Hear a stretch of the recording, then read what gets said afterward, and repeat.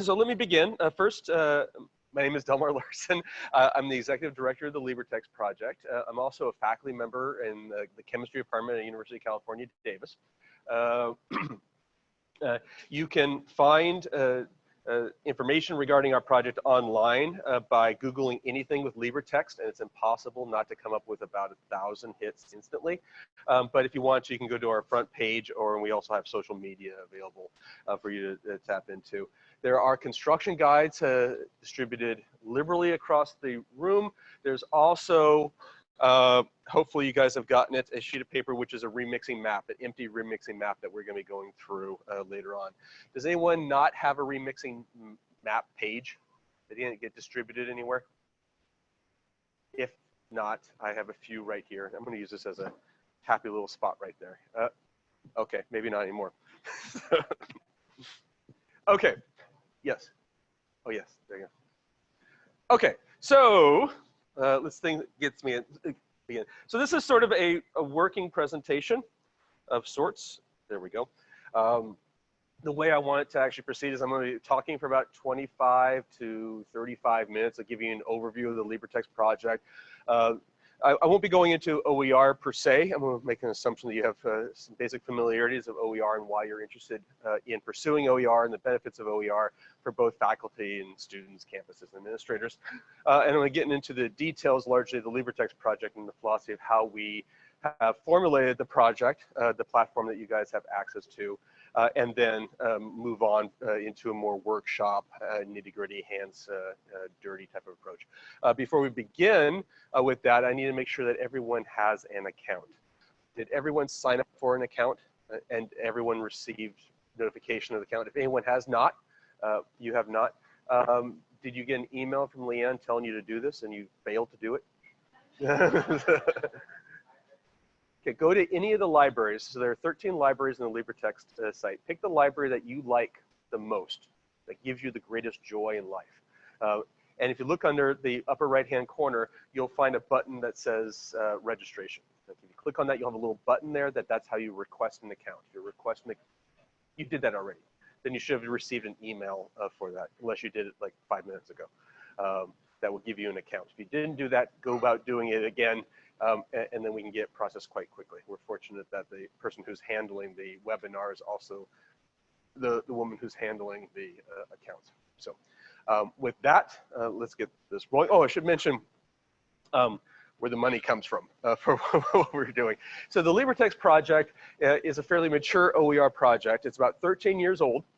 It originated as what was referred to as the ChemWiki, even though it had a series of other wikis, BioWiki, GeoWiki, StatWiki, that was part of this greater hyperlibrary, which is the term that we use to describe that.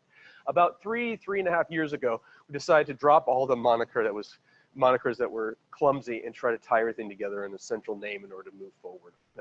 And that's where the LibreText was born. The first 5 years of our existence, we were 100% volunteer effort.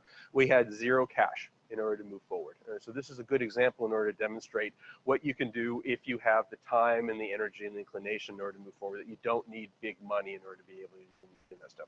That being said, we do have big money, which we're quite fortunate to the federal government in order to be able to generate the platform to what we're at right now. We've received 2 grants from the National Science Foundation over the years. And then about 15 months ago, we received a sizable grant from the Department of Education. It was their pilot OER grant, and they gave us $5 million in order to do what I'm doing right now for you guys. We've also received support from other institutions, including the California State University, which includes Merlot and the Affordable Learning Solutions as part of that. And I also received funding on my UC Davis campus from the Provost Office and from the library. What's not mentioned on here is actually exceedingly important. That's the technology that the LibreText core is based off of, and that's from MindTouch, which is a company outside of San Diego that is exceedingly beneficial and helpful in many ways in order to move our project forward off of that. So let me get into the mission statement of our project. So just like many organizations that have constructed mission statements, you convened a committee, they all got together, they hammered things, they talked, and they yelled, and they screamed, and after about 2 weeks, we got one sentence in order to describe the project. And then I don't use it. So this is my mission statement for the project, and that we are implementing a community-built OER resource platform portal that's comprehensive and can be curated at multiple levels. And this is particularly important. At least the topics that are in bold are particularly important. The 3 C's that I like to refer to here. So the first thing is that it's a community-based effort.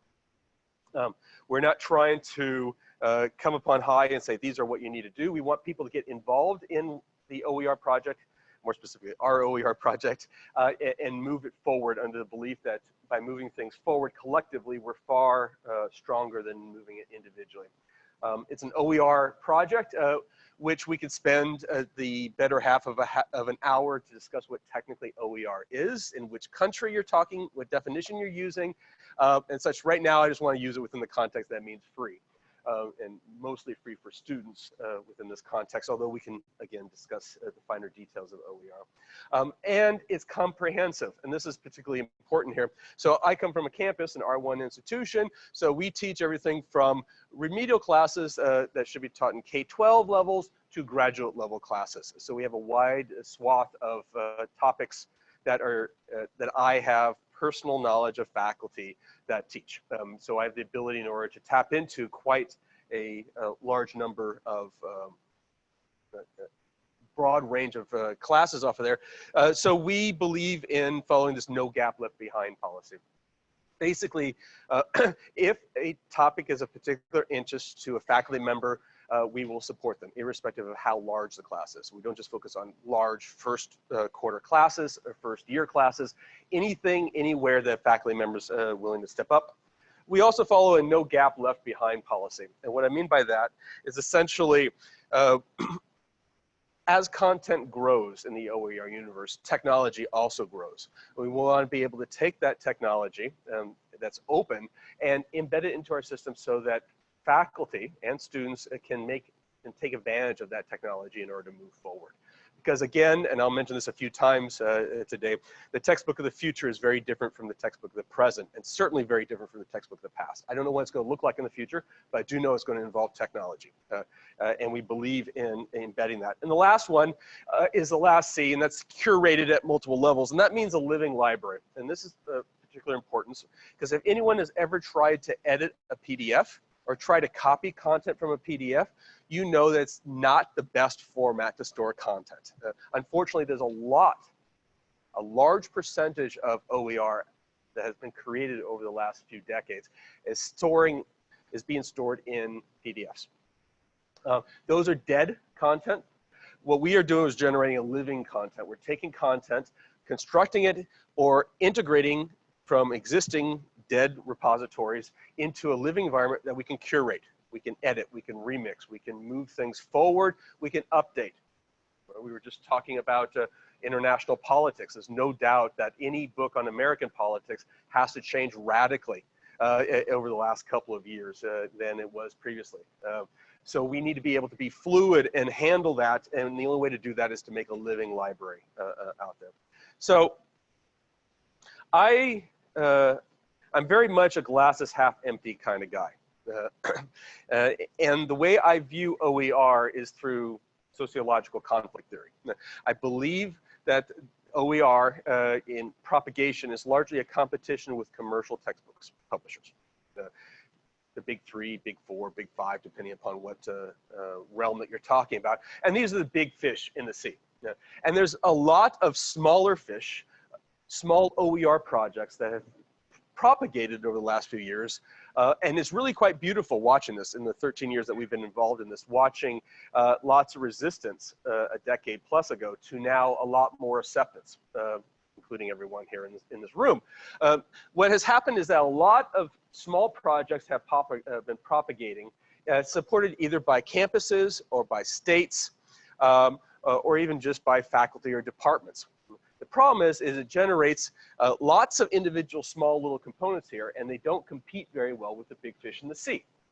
Now, there's an alternative that you can do. You can make all the fish, the small fish, work collectively in order to compete properly. Anyone who's been in academia for any period of time knows that this is a very difficult thing to do. Anyone who's been a chair of a department would probably believe that this is impossible in order to do. And it's true.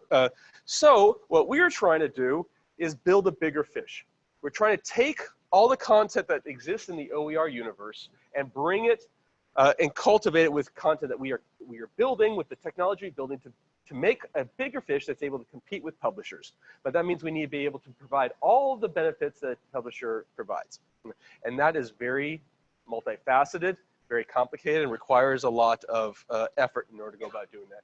We are fortunate in that we both have a lot of talent on my team, not me, but a lot of talent, and a lot of money in order to be able to do these things. So that's what's moved our project forward productively. So how has our project been? Last calendar year, we delivered 100 million page views. This is full level enterprise activity. This is more activity than what UC Davis gets per year. And it requires advanced or well-developed software in order to handle this sort of load. We're quite, again, fortunate to have MindTouch behind us in order to be able to do that. It grew by 60%. Oh, I get the numbers wrong. It grew by 60% from the previous year, which is a sizable amount of growth. And that's in part because of this Department of Education grant that we received from the U.S. Department of Education, this OER project. We give out somewhere in the order of 9.5 million page views per month. On our peak day, we get somewhere in the half of 450,000 peak views.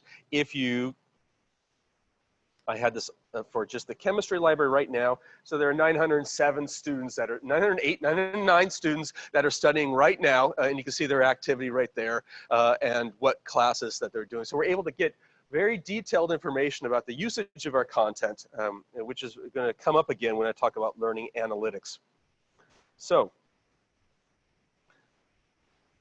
I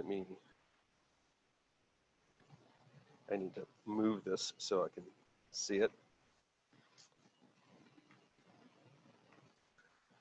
Okay. So most of our growth has been outside the chemistry libraries, in part because the chemistry is the most mature of our libraries. We have 13 libraries out there covering the full swath of OER, academic fields, that is. We have one of those 13 libraries dedicated to a Spanish translation of the other 12 libraries, and it's part of our dedication to developing countries, or for students that Spanish is their lingua franca or their home language. And we're the most visited OER project on the net today outside of Wikipedia. So hopefully this gives you the impression that we're big out there. We've tripled the number of course shells. These are essentially courses that have been constructed for individual campuses in order to be able to customize and move things forward. And we'll be discussing that again in more detail. So we're growing quite significantly. Most people are aware of us from our libraries, these 13 libraries I mentioned before. So it's essentially impossible to Google anything in chemistry and not have the LibreText in the top 1 or 2 hits. And it's growing like that in other searches off of there. So this is where a lot of traffic comes off, and a lot of effort is involved in growing the libraries. But getting back to this bigger fish argument, we want to be able to build an ecosystem, something stronger and bigger that has more than just the content, meaning text contained in the infrastructure. So part of that is our homework infrastructure, which I could show a little bit out. We're starting to phase it in starting this week, and we call our homework system Query. And it's a composite system with multiple technologies behind it, and we can go into it in a moment. We have a Jupyter Notebook infrastructure. So if you're unfamiliar with Jupyter Notebook, it is a technology that lets you run executable code without having to compile it on your computer. So it has 30 different languages in it, or maybe 29, I might be off by one, where it has Python, R, Octave, Sage Math, and a range of other ones. So if you're an engineer, or you're a statistician, or you're in any sort of data analysis, that can all be done on the Jupyter Notebook system and embedded into the textbook. So you can imagine if you're a statistics instructor, you can actually manipulate the data in your book while you're reading it and working off of that, which is particularly useful in teaching those things. We have a JavaScript server. That by itself is not overly impressive, but on the JavaScript server is where we keep these technologies that are emerging. So when new technologies come out, we can embed it here and then deliver it into our libraries. For example, FET or Consort Consortium, any visualization, GeoGebra, other technologies like that. We are building a learning analytics infrastructure. I showed you a little bit of these Google Analytics with all the traffic that's involved here, but you can actually take that sort of information, combine it with some magic, and they can come up with some learning analytics about how your students are studying online. And more importantly, how the studying online reflects education, reflects learning out that. That is still in the initial stages off of that, and I'll show a couple things that came out of that. We have a bot curation server. This is important for accessibility. So one of the benefits of having everything centralized here is that we are able to run a bot that goes through page by page and modify the underlying code in order to handle accessibility requirements. If anyone has ever looked at modern accessibility requirements, you probably have also dealt with lots of alcohol after reading modern accessibility requirements. It's a very trying, although important thing that we need to handle in all content, whether it's OER or not OER in current academia. But a lot of the requirements can be handled by a bot that's able to go through and manipulate that. So you may have been exposed to accessibility checkers. You can think of it as an accessibility checker that then has an accessibility bully behind them that propagates everything that does there. It doesn't handle everything, because you still need to do certain things that require a person behind it, like alt text, for example. And we can talk about that. We will talk about that as things evolve today. We have our own learning management system in order to propagate these things. Sugi is the infrastructure that we have right now. And students can access the content directly through the libraries, or they can access content to the learning management system that then either couples to the learning management system or will couple directly to the libraries. A lot of this is still under construction, but you can still embed via common cartridges any textbook into your learning management system. And you're all using a Sakai version of, right, okay. A lot of what I'm talking about here is more philosophical, but it's important to understand why we have constructed what we've constructed and how it works. So in trying to approach this building a bigger fish, like I mentioned before, we can take two extremes in order to be able to address that. One is the decentralized approach, and one is the centralized approach. And they have benefits and detractions, depending on how you look at that. So a centralized approach would be a centralized warehouse of content that's stored together. So that has certain pros. It has high stability, high fidelity. It's effective for sharing because it's all centralized. It pools the resources, so it's efficient in order to operate that. The detraction associated with the centralized platform is that it doesn't provide local control. So you have to rely on the central infrastructure involved in that. And depending upon how good the central infrastructure is, that could be a painful process or not a painful process in order to be able to do that. Again, depending if you have local control. The alternative would be the decentralized platform, and that provides flexibility, Uber control. So that would be something like free and open source software. So in the OER world, that would be something like Pressbooks, where you can get the software and you can run it yourself. One thing in order to emphasize here is that just because software is free to get does not mean it's free to operate. You still need a server, you need system administration, you need IT, assuming that you can't do all those things yourself. So it actually costs money. So that's one of the reasons why Pressbooks then has a centralized software as a service approach to do this. It's also part of their business model in order to be able to propagate things forward. Now, so its cons. Now, these are bigger than this one because I'm biased, just to keep that in mind. So the cons here is that this generates a fragmented ecosystem. So you have content here, content here, content here, content here, and they may not talk to each other very well. Although Pressbooks does do a good job in order to communicate via federated infrastructure, but if you have it in different types of platforms, then they don't communicate so well. It requires independent resources. Each campus needs its own software. It's IT, it's infrastructure in order to be able to run it. It's inefficient.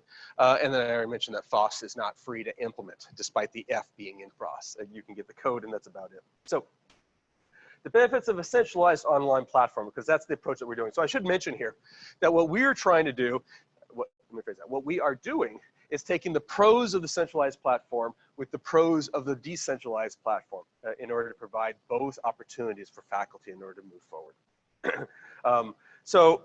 To focus more on the centralized online platform, it provides ease of dissemination. As soon as content is put into the LibreText, it then gets distributed to anywhere on the net where anyone has the internet access to them. It also is facilitated because we get so much traffic. Google index any page that we put on our site within hours, and then people are able to find it relatively quickly. It seamlessly integrates content over multiple subfields.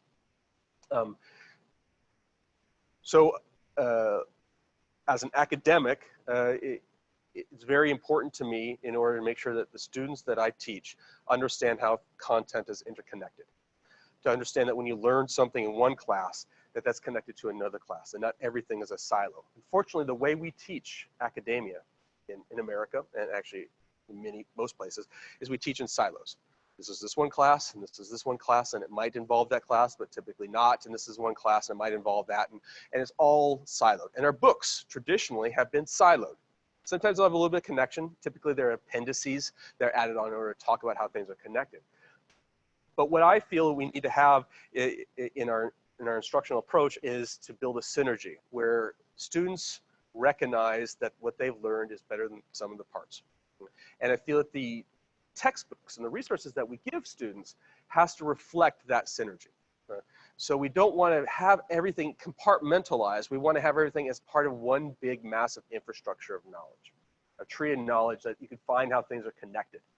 And that's a guiding principle of how our project is put together, and how we can facilitate a coupling over fields and subfields. A centralized platform provides highly collaborative, highly distributed construction efforts, and then we can start to introduce technology. When we introduce technology once, it goes across on all our libraries simultaneously, so you can provide the ability to make PDFs or paper-based books. There are some physical copies of books floating around. Certainly in the table over there, there are a few. This is a book that I'll be talking about. This is the chemistry class that I should be teaching tomorrow, but I'm not for some reason. And this is a $12 book when printed up. And I'll let you guess what it costs commercially. We have an online homework system. We're working on making, advancing the online homework system, but making it adaptive, which we feel is important in order to facilitate remediation steps, especially for disadvantaged students. We can start to introduce three-dimensional capabilities. If you're a biologist or you're doing vector calculus or even manipulating data, it's important in order to recognize the three-dimensionality that conventional two-dimensional books are unable to provide. And then it's multimedia enabled, so you can introduce videos, simulations, visualizations, and other technologies, as I mentioned. I mentioned Jupyter Notebook system. We can do a tracking assessment and then we have the ability, and I'll mention this also a little bit later on, of having annotations. So we have two annotation technologies on our system, Hypothesis and Nota Bene. Nota Bene was a precursor to Hypothesis that has certain benefits over Hypothesis that lets students be able to write on the side of their book digitally, or faculty in order to do so, or students and faculty in order to make it essentially a contextual chat room. So a student can come in and say, I don't understand this equation right here, and the faculty member can come in and start to have a meta discussion on the side. And it's typically those meta discussions that are far more interesting to read than the actual book itself. But anything that gets the students reading is a good thing. So this is what a typical library looks like. When you go to any of the libraries, you have two branches. You have the courses and you have the bookshelves. The bookshelves are the centrally curated content, so you can think of them as the centralized approach for doing things. The courses are where individual faculty on individual campuses are able to customize their content and build their content as they need. So that becomes the decentralized local control approach. So we're trying to balance both of them appropriately for people to offer it. So I'm using chemistry because chemistry naturally is the best field out there. So this right here is the bookshelves that you can see for chemistry. If you have a computer open right now, you can pick your favorite library, which of course should be chemistry, and you can look at the bookshelves and see how it's organized. You may or may not necessarily like the way that we organize it, but nonetheless, it's meant in order to reflect subfields of a specific larger library. So here are 8 categories of chemistry, from introductory to GOB chemistry to environmental chemistry. And typically each of these topics will reflect multiple phases or levels in education, where introductory and GOB is typically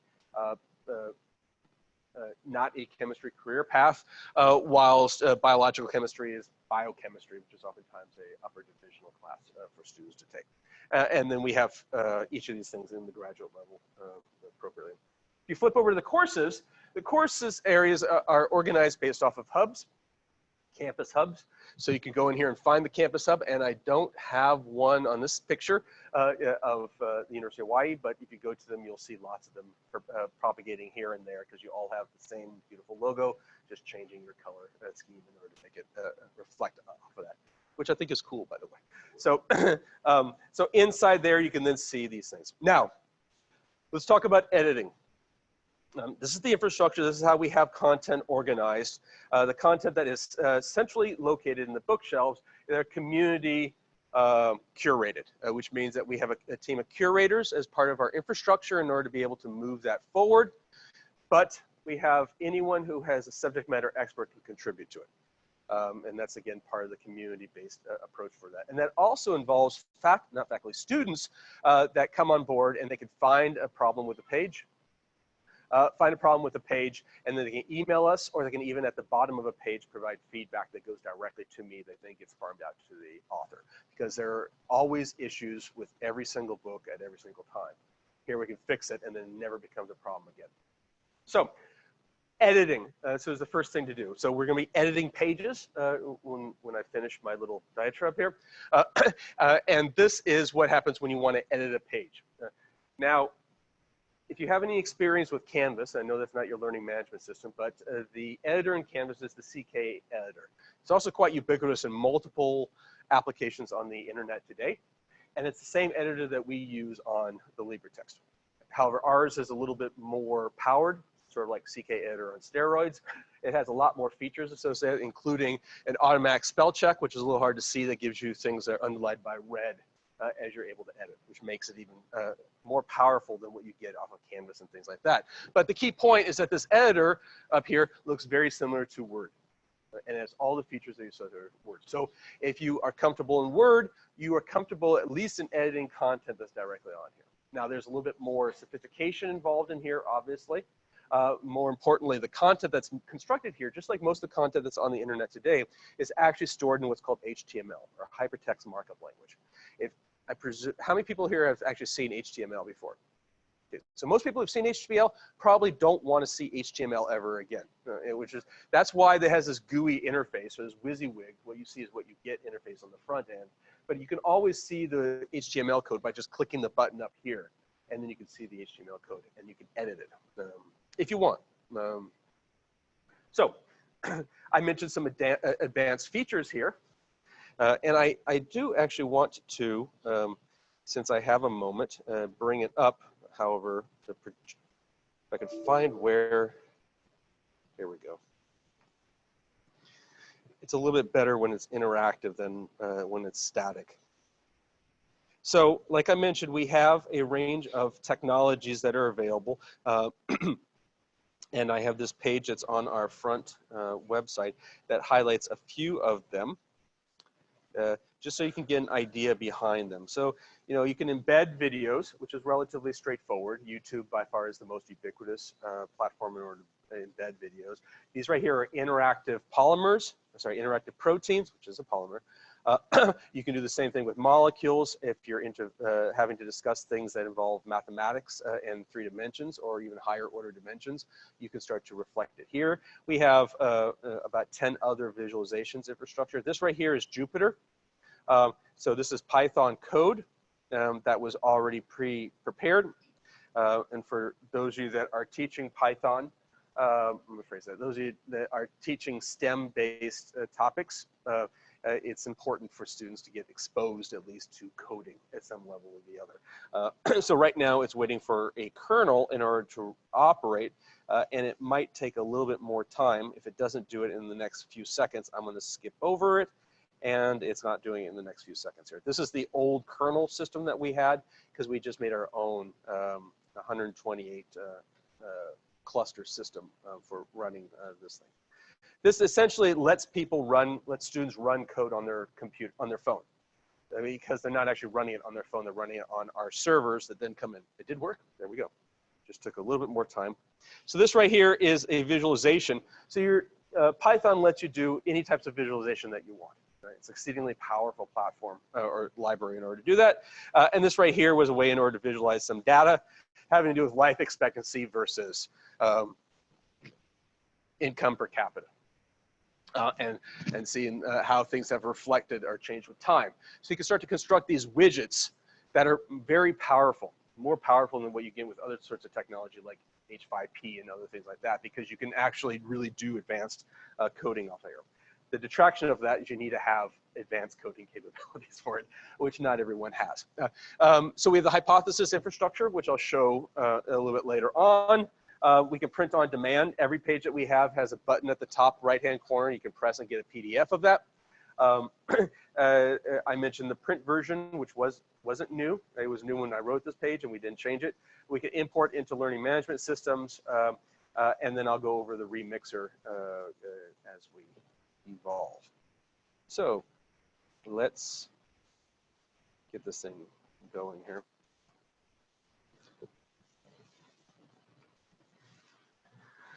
Okay, the OER universe is fragmented, like I mentioned before. There's content in a variety of different spots. You can find content in the open textbook library. You can find links to content, because it's not really a library, it's a library guide. You have OER Commons, which is largely a repository, but they do have content. You have OpenStax has content. Merlot, OpenSUNY, Galileo, Open Oregon, NOVA, BC Campus, eCampus Ontario, Alberta, that's you guys, Hawaii. Where was I? I was somewhere on here. There was a Sailor, the California Learning Initiative is the California State University's Affordable Learning Solutions, Oregon State Universities, and a wide number of other campuses that have little projects off here. Content's distributed all over the place. This is the fragmentation that I am rebelling against in the OER community. But this fragmentation resulted in the growth of the oracles. And this is not the next Terminator title of their film, although I saw the last one on the plane over here. They shouldn't do it again. Okay, so oracles are well-trained individuals on campuses that are able to traverse this heavily fragmented ecosystem. They're able to, you can go to them and you can say, find me content on this one type of book. And then they're able to gaze in their crystal ball and then find content. They're typically librarians, they may be instructional designers, they may be faculty that are well-skilled in order to be able to do that. It takes a while in order to do that. You tap into listservs and you get this big infrastructure. And it's a very important position in the fragmented universe that we have today. But what I would like them to do is to concentrate their excellent skills not on finding OER. I want it all to be integrated into our project, and I want them to be able to do more productive things like facilitating remixing of OER content or constructing of OER content on libraries. And I consider that to be far more effective use of time than just trying to find content out there. So a lot of our effort, going back to this big fish analogy, is to actually build or bring existing content into our library so that we can have this interconnected network of content that we put into it. In order to facilitate that, I have a team of about 70 to 80 undergraduate students. I have a hard time keeping count because they come and go. And these students are well trained in order to harvest, which is the term that I use, in order to take existing content that's openly licensed or was converted to openly licensed and bringing it into our site. So sometimes it's easy. If it happens to be, for example, a business book that can come in, not saying business is easy, but it's not a complicated infrastructure of a book to work off of. That happens to be online, or it can be hard, like a PDF of a math book, where every single equation needs to be converted into LaTeX in order to be able to render properly. Again, the key point is to make it living so it doesn't just die, and then we have to replicate it again, and then replicate it again if we don't do things that fragment is unable to find. Okay. So these So we're going through and harvesting content into the LibreText. We have about 85% of the content that's linked into the open textbook library. We have about 80% of the Flat World Knowledge, which then was Lard Bucket, which was then Sailor content integrated, and a lot of other content out there as they busily work through it. We get about 5 to 8 books a week integrated into our site. In the process of doing so, we take the content and we put it into a centralized standard. It may or may not be everyone's particular desired standard, but it is a standard. So then when you actually want to copy someone else's content, you don't have to sit there and start to modify how they have things structured. It's all the same. You can modify the CSS to make that standard look whatever you like, if you want. And we also go through editing because if we find mistakes, which we invariably do, we go through these page by pages and we address them off of that. We cross-reference the content. If we see things, how they're connected, we can make hyperlinks off of them. We generate meta tags for the content. So when you come in, you can say, these are the topics of this one specific page. We do this at the page level, not the book level. So you can say, then you can look at the keywords and say, how many pages on the LibreText has the topic of R code or minimization or presidential impeachment or, you know, and you could find up all those pages that pop up. And it takes a lot of effort to take 130,000 pages and then add all the meta tags onto it. So we haven't gotten it everywhere, but we are steadily moving forward in doing so. We feel that's one of the powers of having things centralized. Now, the problem with having 130,000 pages of content is you need to be able to traverse it and you need to be able to mix it effectively. That means taking content and start to combining them like Legos or Tonka toys or Duplos, or I'm not entirely sure what other analogies I can come up with, is to be able to construct your own book. So for example, this general chemistry book that I'm using right now is largely a remix where every page comes from different books. It's heavily edited by me, like every single sentence, but nonetheless, the content comes from a variety of sources. And if you go to individual pages, you can see who the author is of the content that's for that one particular page. So this is the typical process in order to remix, which we're going to was making a remixing map, which everyone should have a sheet of paper in order to build a remixing map. I'll go over that in a moment. Then we can use the remixer in order to construct new content, and then we can edit the textbook that we've made using what we sometimes refer to as the remixer, which is just a different mode of the remixer. We're very proud of the remixer technology. In my opinion, it's the best technology out there for remixing. And it's empowered, not because of its technology, although that's good, it's empowered because everything is centralized. And that right there is the real key that makes our approach, in my opinion, superior. So this is a remixing map. So we're transitioning to what would happen that you have this big library, lots of content, and you want to be able to mix content, existing content, into a new book.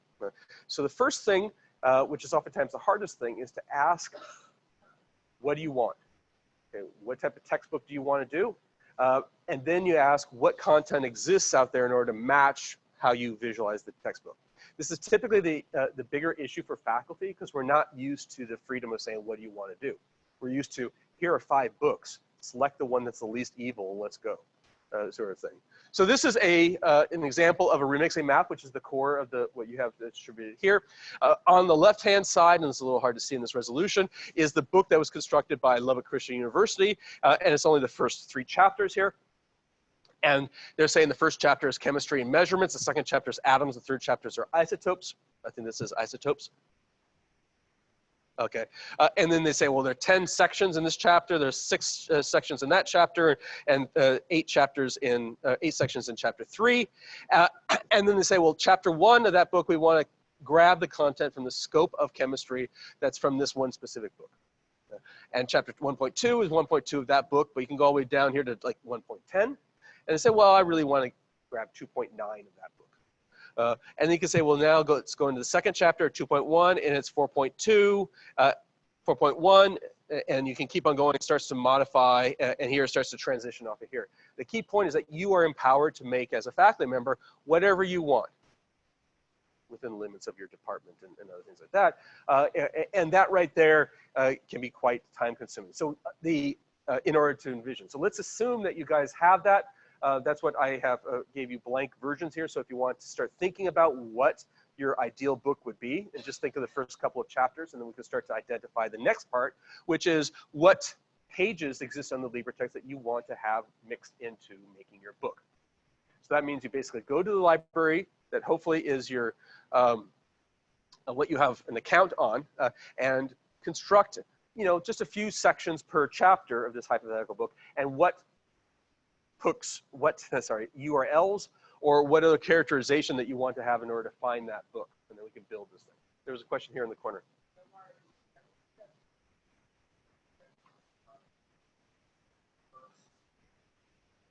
So the question is, everything able to be remixed on our LibreText? And the answer is yes. So everything is open sourced. Almost everything. There's a few things that are all rights reserved to be used only on the LibreText, because that's what I got permission from the people. So as long as you keep it on the site, it's perfectly fine. That being said, we are not discriminatory toward different types of licensing. But what it means is that while you can mix content and make a book that has 5 different types of licensing based off of page by page, which is perfectly allowed in order to do, some of those pages you can't mix the content between other content because you're contrasting different licensing. And some pages may actually be the ND or non-derivative license, which means that you have to accept it or leave it, and that's it.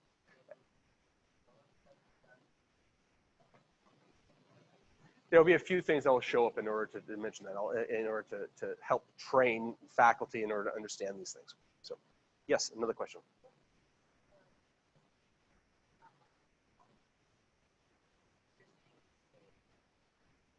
So the question is what content we have that is all rights reserved, but it's on the site. So it's individuals that gave us permission before Creative Commons really got picked up, and they said they gave us permission to keep it on our site. So as long as it's on our site, we're following the wishes of the author.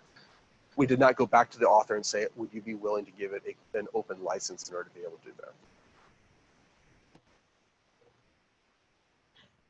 If you were to take it and then post it on your own website somewhere else. So as long as you use it within the LibreText infrastructure, it's perfectly fine. Are there any other questions before we continue? Yes.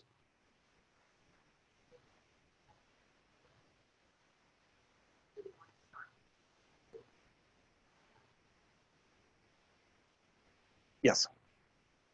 So so the question is, what do you do when you have your own book offline, or you want to customize your content that you not want to remix?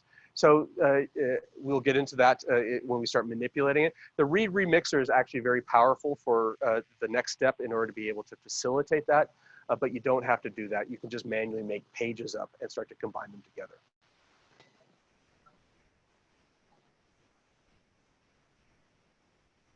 Yeah, this is all integrated into our platform.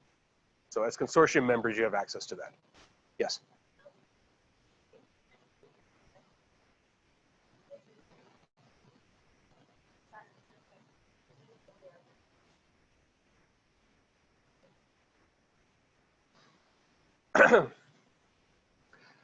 So the question has to do with basically the peer review process of the remixer. I'm repeating this for the people who are so the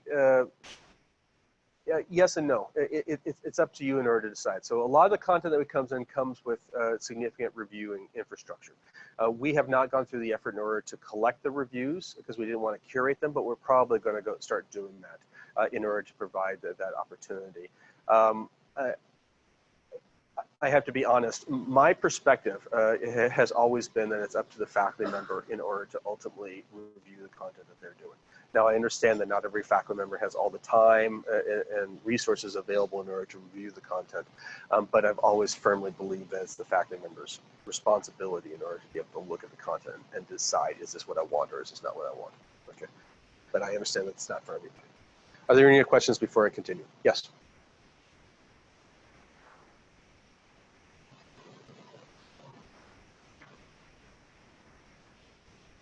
So far, the question is, how do you stop errors from creeping in? So far, I haven't talked about editing content. I've only talked about reorganizing pages of content. Okay, so editing content is then the next level. So the whole point of the remixer is essentially to make it as easy as possible for you to do the hard stuff, or let us do the grunt work. And then you do the editing off of that. Now, you have to start asking the question, when you start to edit content, you're editing content in a customized section. So we're not responsible for what individual faculty do on their section. That being said, with the exception of the accessibility bot that goes through everywhere in order to bring everything up to line. If there are bugs or mistakes in the bookshelves, then anyone who sees them can contact us and we can modify, can contact us in order to be able to identify that. So yes, you can, a faculty member that is particularly aggressive and sloppy could remix and then start to edit things and make a mess. And it does happen. But we make it a academic requirement not to step on other people's toes in their efforts. But we will facilitate and help them if they want to be able to get forward. With the exception if they actually generate garbage, and then we step in and we actually nix it because we just have standards that we want to maintain. We can talk more about that after. There's another question here.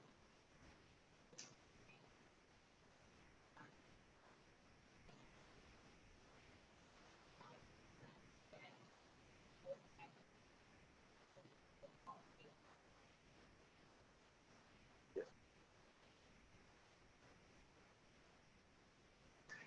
We don't, so the question is basically the peer review question. Do you need to have peer review process? To make it. You don't need peer review process in order to construct content and to customize it and post it onto it. We're not trying to step in order to be able to do that. If you start putting in new content, we will look at it, do an internal peer review process, and if it looks like it's good and it fills a gap, or it has the potential in order to fill the gap, in order to grow, we will then request in order to move it into the bookshelves so it can then start to grow in the bookshelves to be a community-based approach. Yeah, my development team. I have a team of curators.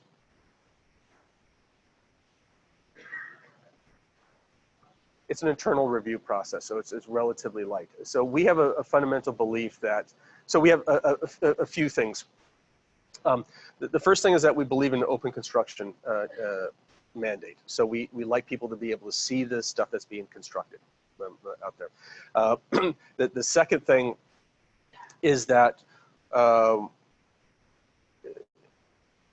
if things are rough, I still like to have it on board if it fills a gap and it has the potential in order to be polished in order to be able to get to the final state. Otherwise, it sits in the corner and it doesn't move forward in the content. Those are our philosophical beliefs of doing things. Not everyone agrees with us in our approach because it conflicts a bit with the traditional academic perspective of build, build, build, and then have the grand showing of things that are out there. But that's the approach that we decided to do. So it's something similar to how Wikipedia actually operated. So the first decade of Wikipedia was painful in order to operate, but now it's gotten appreciably better. Not perfect, but appreciably better.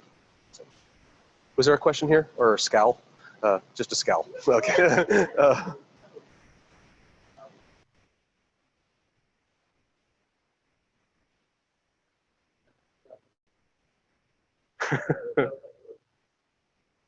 What exactly is uncomfortable about it? So oh, okay.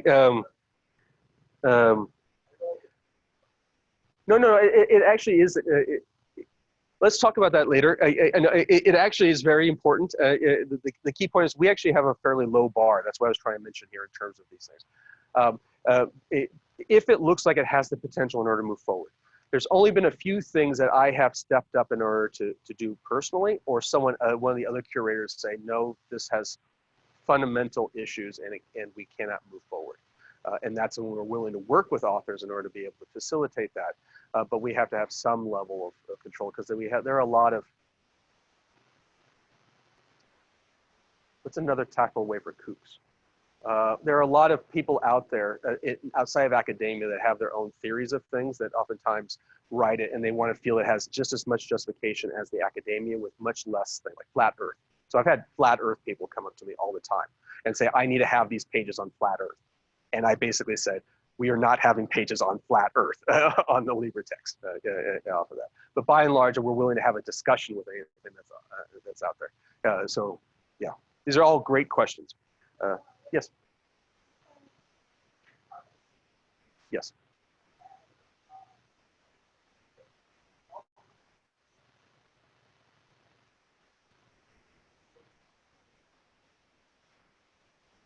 So you're asking if we take if we harvest an existing book into our site. So we typically harvest the complete book from start to finish. Typically we don't harvest the cover because we don't the cover is not useful for us. But everything else it comes in, and then you're able to slice and dice it however you want in order to be able to do that.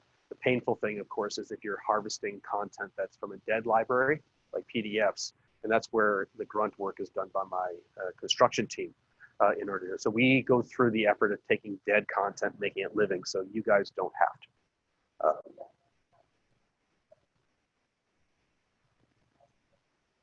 to. Which book is it?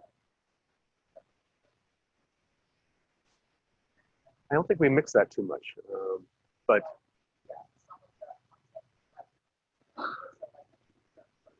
Oh, we have a few organizations because sometimes people, I think he liked to have the key terms in the beginning of the book, and I think we put at the beginning of the chapter, and we put it at the end just to try to maintain a standard formatting. But when you construct your own remix, you can organize it back to however you like. So yes, there are circumstances that we want to get the same feeling, so you can go into this. It's sort of like eating at McDonald's in Europe, right? You're going around and you see all this great food, and you see McDonald's. And for some reason you decide you want to eat McDonald's, and you go in there and you know what you're getting. It's McDonald's. I mean, it'll typically taste better than the States, but it's still, it has the same infrastructure. You want to have a standardization, so you don't have to sit there and try to try to interpret how books are organized each way. So we like to keep things as standardized off of that. But when you remix, you can build and organize it however you feel is most appropriate. And then if other people prefer your approach than the bookshelf approach, then they can remix from your version of organization in order to be able to do that. We are not saying that we are the best in the way we do things. We give you the freedom in order to be able to construct it. And if your stuff happens to be better than the stuff that's in the bookshelves, then so be it. And then we'll encourage people in order to look at your version, your customized version than the stuff in the bookshelf. So, okay. So that was a long introduction of a remixing map. This is the remixer, which we're going to go into in a moment. But the key point behind the remixer is that we have a section here of the library panel on the right-hand side, the left-hand side to you. And then right here, you have the remix panel. And all we're essentially going to be doing is dragging and dropping, grabbing and moving it over, dragging and moving it over, and organizing things appropriately. What it will be cool, when I show it to you in a moment, is that we have an auto number system off of here. So when you put these things into dragging in here, it will automatically change the numbering of the titles and of the chapters and of the section. Now, why do you want to do that? Well, one thing is that when you change the titles, the numbers in the titles, it also changes, if we did things properly, all the figure numbers, all the table numbers, and all of the equation numbers that are in that page. Okay. Again, making it easier for you, so you only have to edit the stuff that you need to edit. Let us do the grunt work, and rephrase that. Let the computer do the grunt work in order to organize it. You can then take things and move it around in different order. It automatically changes the numbering. You can delete things, you can add pages, and this is where you get into constructing new content. You can use the remixer in order to build the template of the whole book and reorganize it that way. And then you can edit the pages that are created here, which are all blank, with new content off of that. That's where the remixer is particularly useful for constructing new things. So I'm just about at the end for the first part of this workshop. Let me go back to the learning analytics. So I mentioned that we can track how students engage with the textbook. It's one of the abilities that we have here. This is with appropriate IRB approval. It was a study that we did 6 years ago. There's a chemistry education research and practice reference down here if you're interested in it. And this is where I taught 2 back-to-back classes of 500 students. I taught 1,000 students that quarter. I will never do that again. This is the class that used the ChemWiki, and then I had a class that used the textbook, conventional textbook, paper-based book that I wasn't able to track outside of asking surveys every week what they were doing. And there are 2 things to look at these page views on a daily basis. The first one is at the start of the class, students pursued and looked at the book much more than near the 1 week later. Every single class has this fall off. I don't know why. I don't know if it's when students start to find the parties. I don't know if it's students start to recognize what's the minimum amount of work they need to do in order to study well. I don't have a hypothesis behind that. But I do have a hypothesis why we have these massive studying right in the middle of the exam, the classes, where I have midterms. It's a correlation I noticed, by the way. Okay, bang, bang, bang. So it's not surprising to know that students cram, okay? But what we're able to do off this study is saying, what's the effect of cramming on their performance on the exam, which is about a 10% drop. And and this hopefully we'll be able to get in the near future, what is the impact of cramming on downstream performance? The longitudinal studies, and that requires a little bit more sophisticated approach probably here. But based off of this study, I used this in order to guide my pedagogy. So that summer, I volunteered in order to teach a class that was appreciably smaller, it was like 300 students. And I gave weekly quizzes instead of midterms in order to try to get the baseline up and try to get them constantly be studying off of that. However, I can't compare these results with these results because different size class and different cohort of students, it just doesn't really work out so well. I may mention, if you're familiar with flipped classes, do you guys know what that term means? If you flip a class, and if you do it right, students either don't cram or cram only a little bit. And I did a class that wasn't flipped, but I gave homework to do every single day in class. And I saw the same effect that students didn't cram. So I asked them, why are you not cramming? And their answer was, because we already know everything. You already taught us what we needed to do. We don't need to cram anything in. So you take that how you see it. I took that as flipping actually has utility. Okay, so let's say you've constructed your book, you've harvested an existing book, you've remixed a book, you've constructed a book, whatever you like, goes through appropriate review of our process. You need to distribute that book in some way or another. So there's a variety of different mechanisms in order to distribute the book. We don't want to have one particular mechanism because different students have different preferred ways in order to be able to do the content. So in each of our libraries, we have a download center where each of our books are added. This is a snapshot of chemistry. Again, and these are largely books that are course shelf or customized books for individual campuses out there. So not from the bookshelves, but we have a color coding system that's more apparent in order to separate the two, including the construction guide that you have available right now. And when you go to any of these books, you just hover over them, you can get access to them online, where you can just give a URL out. You can actually download a PDF of the entire book. We are working on making it so you can download individual chapters in addition to the whole PDF and the individual components. You can get a common cartridge entry in order to embed into your learning management system. You can get a zip file of every page in a PDF form if you want to do sort of old school mixing. And then you can get the files in order to upload the book to Lulu Express so you can actually get a printed version off of that. We do have a bookstore online that's students can access the book, so you don't need to go through uploading it and then paying directly because the money doesn't go to us, it goes all to the printer because it's a physical book, where they can just click on a button and then we just act by taking money and handing it off to the printer.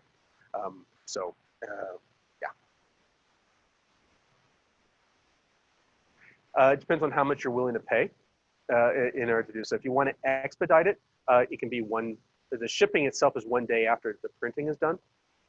If you want to go the slowest, like ground UPS, which obviously wouldn't work very well over here, it could take up to 10 days or so to get to California because it's shipped out of New England.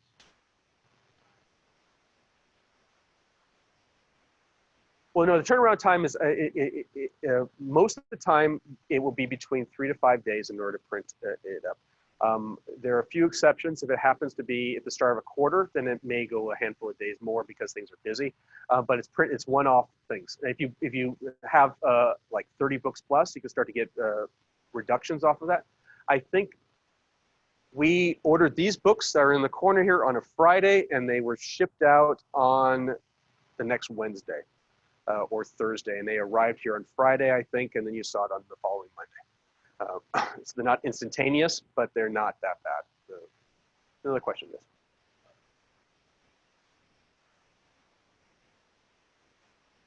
Yes, yes.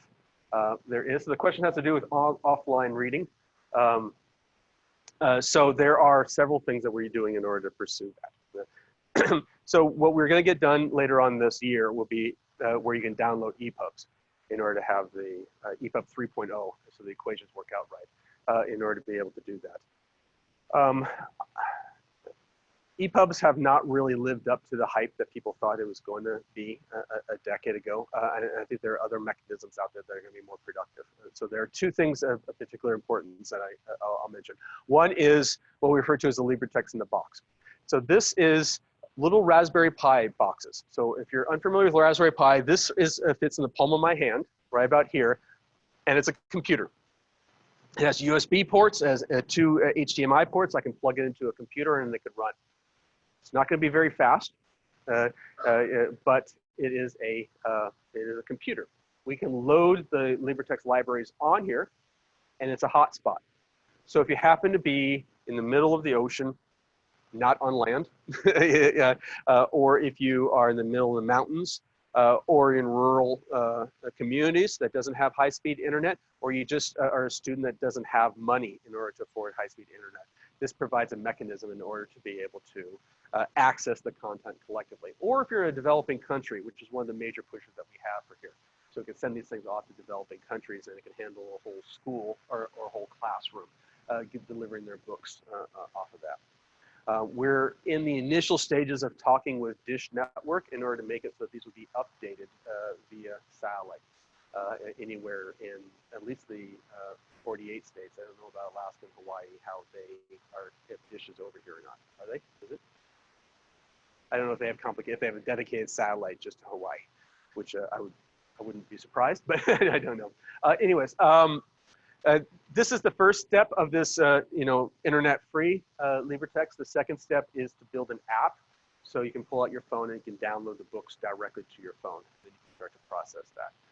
And that requires a little bit of sophistication in order to be able to do it. I think that's going to be far more useful than downloading EPUB, because I've never met anyone who reads with EPUB. I've done it once or twice, but it's not quite as ubiquitous as it is. EPUB is useful for converting a content, largely.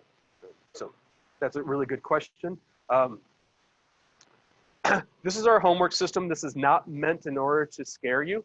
Lots of arrows off of the key point off the system is that we are taking different technologies and combining them together such that they have certain skills, that they're certain applicabilities.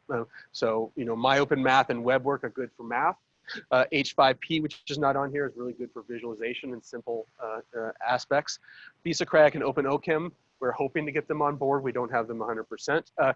And the idea is that they then deliver problems into it, but they all have a shared gradebook. So when they have the shared gradebook, that means that from your perspective, it doesn't matter, or from the faculty student perspective, which technology is actually giving the problem. It all works the same. So if you want to look at that, it looks like this. I'm going to show just an example.